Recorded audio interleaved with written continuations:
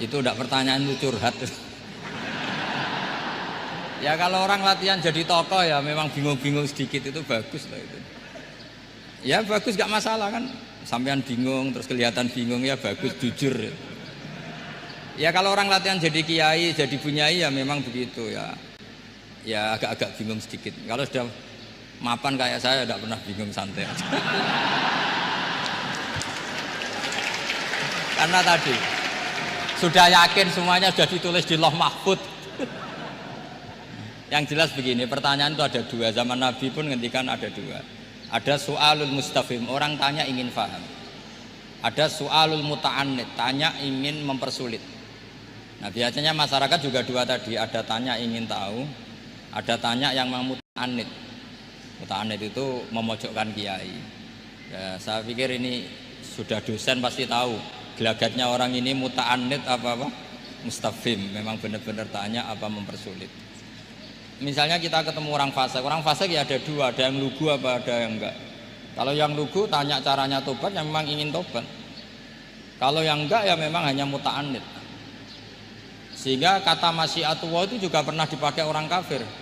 Wa qala alladziina asyraku law sya'allahu ma asyrakna. Kata orang-orang musyrik, kalau kita dikehendaki Allah juga tidak melakukan musyrik. Tapi mereka ingin menjebak Nabi bahwa kamu yang kampanye tentang masyiah, berarti kita musyrik pun karena masyiah. Orang kampung juga gitu.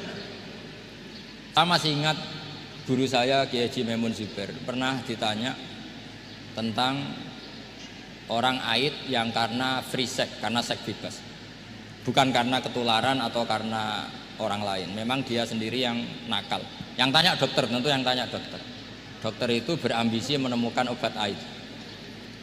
Jawabannya Mbah Mun itu unik, padahal beliau itu sangat sayang sama umat. Jawabannya beliau gini, dok, sesuatu yang menjadi hukuman Allah supaya orang mau kembali tobat, ya Allah diberi hak.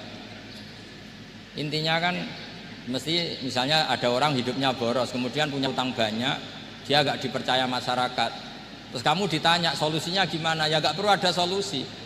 Itu memang hukumannya orang yang salah. Biar roh rasane lahum fid dunya khizyun, ada unsur kehinaan. Ada orang selingkuh dikucilkan masyarakat. Terus tanya kamu gimana caranya nggak dikucilkan? Ya Allah diberi hak untuk memberi hukuman. Begitu juga penyakit-penyakit yang karena kesalahan manusia. Allah harus kita beri hak untuk memberi apa?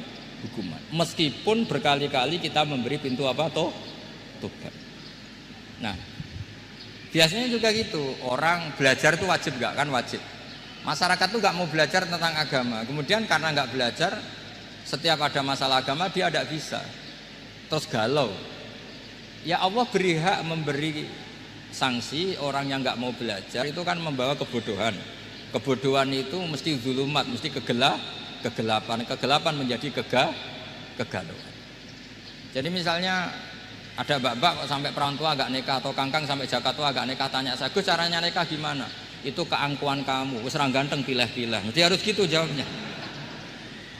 Karena memang yang menyebabkan itu adalah keangkuhan. Wis ngerti elek ora Gus, ora anak sugih, njuk wong ayu. Lalu gak payu rabi itu karena keangkuhan apa karena apa coba? Nah itu zaman Nabi sudah gitu ya, ada su'alu mustafimin, ada su'alu muta'annidin. Terus ada beberapa masalah yang sebetulnya itu hukuman Allah. Saya itu merasa kaya, bahkan mungkin kategorinya kaya sekali, bukan karena materi saya banyak, enggak. Saya ini pengagum hadis atau riwayat lah, kalau kamu nggak percaya itu hadis, karena muttorib. Wa'mal li akhiratika ka'annaka tamutu apa? Godan. Beramallah untuk akhiratmu seakan-akan kamu mati besok. Saya ini kan kecelok kiai gede, di orang kantor saya umur saya itu banyak sekali. Wong urip nganti sesuk di orang atau saya ini mewah menurut saya itu. Sampean kan enggak, seorang kiai goblok, bayangno urip nganti 10 tahun ke depan. Duit 2 juta ya kurang, 10 juta ya kurang. Padahal konsep kita itu kata Rasulullah atau kata ulama lah yang jelas itu. Ngamallah untuk akhiratmu seakan-akan mati besok. Maka hidup saya itu tenang sekali. Cara di masalah misalnya saya suatu saat sampean bully. Paling pikiranku dibully masyarakat, sesuk is mati, sesuk is bar. Sesuk kok ijek urip, bayangno sesuk meneh, sehingga aku nganggep punya masalah hanya sehari. Kamu kan nggak bayangkan hidup itu panjang. Sehingga yang merasa miskin terus. Sehingga kadang merasa istrinya kok ini terus padahal masih panjang. Jadi kalau kamu pakai konsep ulama tadi, wa'mal li akhiratika ka'annaka tamutu ghadan. Beramalah untuk akhiratmu seakan-akan kamu itu mati besok. Sehingga yang saya asik ya kalau sholat itu saya asik, ngajar asik. Karena ini untuk bekal mati.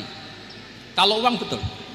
Tanyakan istri saya punya uang 200.000 itu anggap banyak sekali. Uang urip nganti sesuk ada duit 200.000 itu mewah betul loh. Terus kemudian ada orang galau. Uang 10 juta ke orang 20. Kegalauan ini adalah dia salah persepsi. Nganggap urip itu panjang. Ini wayul hihimul amal, orang yang dibuai oleh angan-angan. Nah ini melebu alhaqumut takatsur hatta zurtumul maqabir. Ya Bu dosen yang rasa mahasiswa ya, atau mahasiswa yang rasa dosen tadi kata MC itu. Ini enggak gitu, keliru MC. Dosen yang rasa bunyai. Jadi lebih keren. Dosen yang apa? Rasa bunyai. Ya saya kira demikian. Assalamualaikum warahmatullahi wabarakatuh.